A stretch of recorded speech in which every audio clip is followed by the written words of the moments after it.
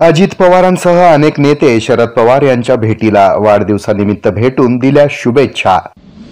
सोलापुरातील मार्कंडेय रुग्णालयात अवतरले भगवान श्रीकृष्ण। नवीन इमारतीसमोर करण्यात आली मूर्तीची प्राणप्रतिष्ठापना। मोहोळ पोलीस स्टेशन समोर करण्यात आलं बेमुदत धरणे आंदोलन।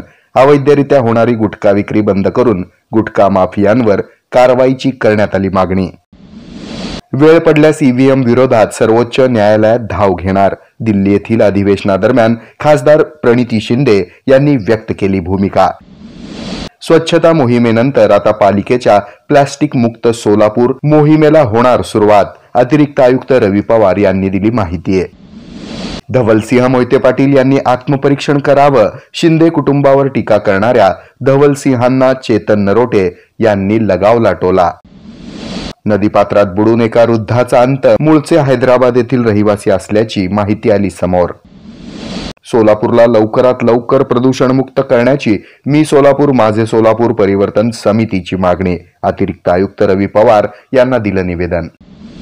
पालिकेच्या स्वच्छता मोहिमेचं कौतुक करत पालिका आयुक्त शीतल तेली उगले यांचा करण्यात आला सन्मान। राष्ट्रवादीचे नेते आनंद चंदनशिवे यांनी केला सत्कार। वाहतुकीचे नियम मोडणाऱ्या वाहनांवर सीसीटीव्ही कॅमेऱ्याची करडी नजर। गुरुवारी एका दिवसात जवळपास 2 लाख रुपयांपेक्षा अधिकचा ठोठावण्यात आला दंड।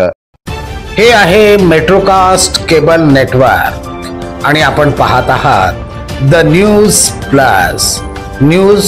प्लस बरच काही।